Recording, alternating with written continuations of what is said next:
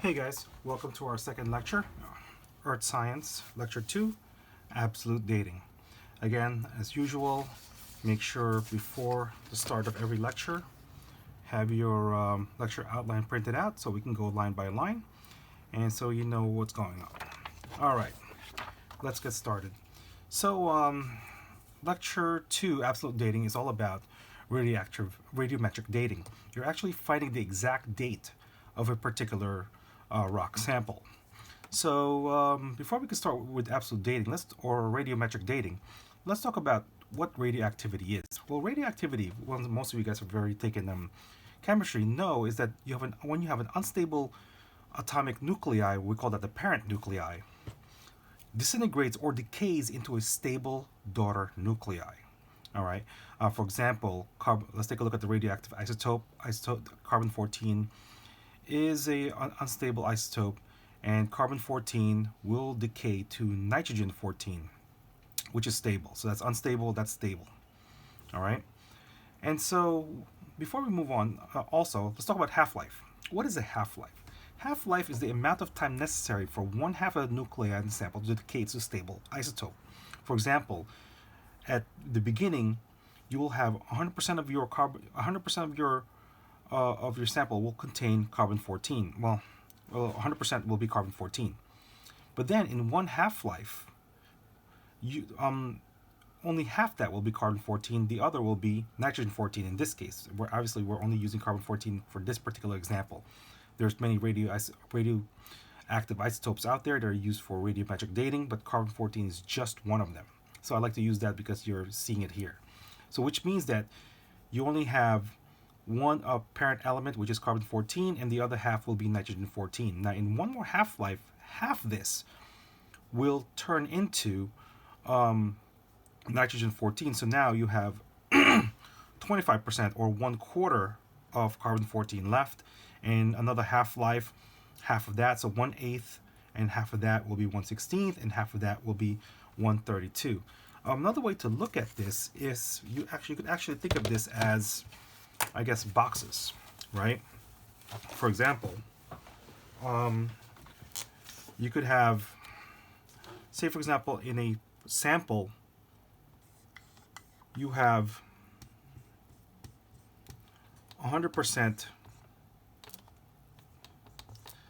carbon 14. Now, I'm only using carbon 14 again. There are many types of radioisotopes used for dating. And then, so with one half-life, what ends up happening is that now only half that.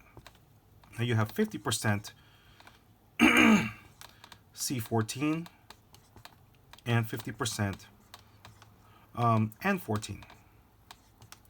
And then in another half-life, now half of that will be, now you only have 25% or 1/4, as we saw before, C14, and now you have 75% N14.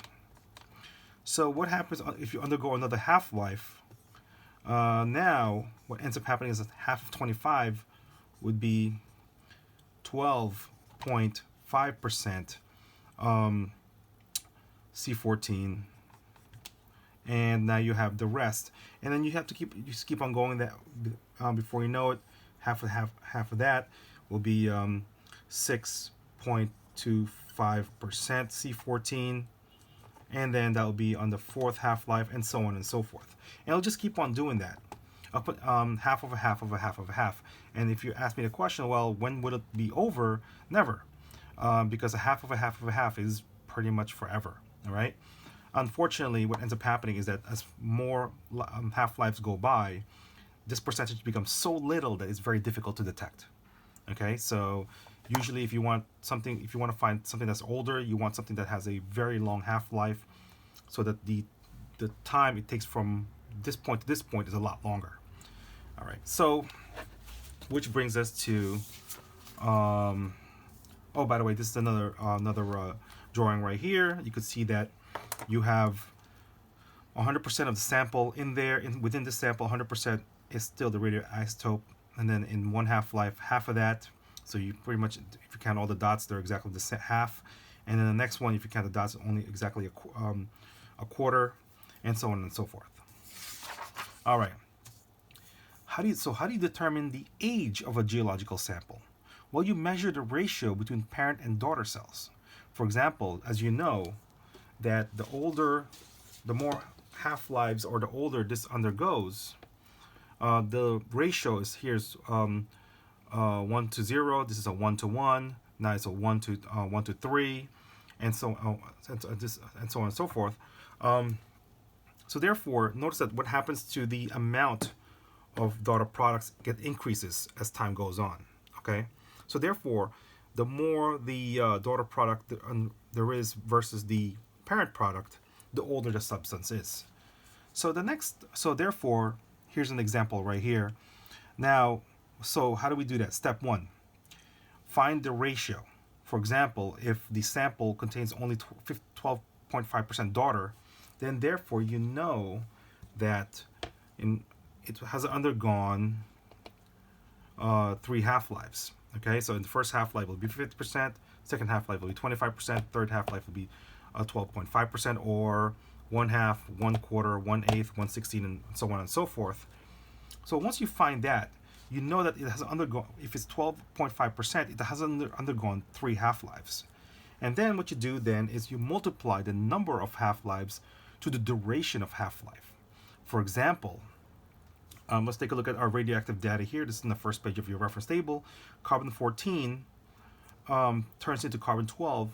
It takes 5.7 times 10 to the third, or 5,700 years for that to occur. So which means that if the daughter product, if you only have 12.5% carbon-14 left, it has undergone 3 half-lives. So what do? You take the number of half-lives and you multiply it by 3.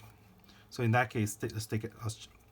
And so now let's take a look at the another example. If so, a sample of bone contains 25% carbon-14. How old is the sample? Well, if we're to look at our progression chart here, 100%, 50%, 25%, or 1/4, notice that it has undergone 2 half-lives to get there.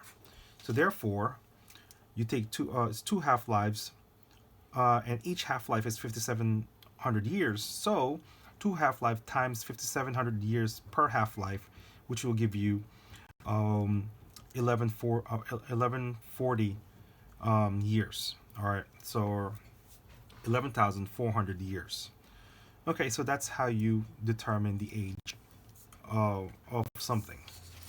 Now, carbon-14 actually is a special type of, that's why I keep using it, because we use it for carbon dating. It's really used to date only organic materials, because as living organisms, we know we're made up of mainly carbon.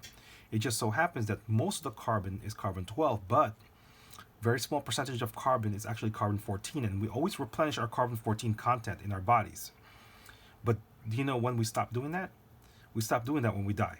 So the minute we die, our carbon-14 in our body will start to decay to become nitrogen-14. Unfortunately, carbon-14 only has this much half-life, so therefore we can't really use it for dating anything older.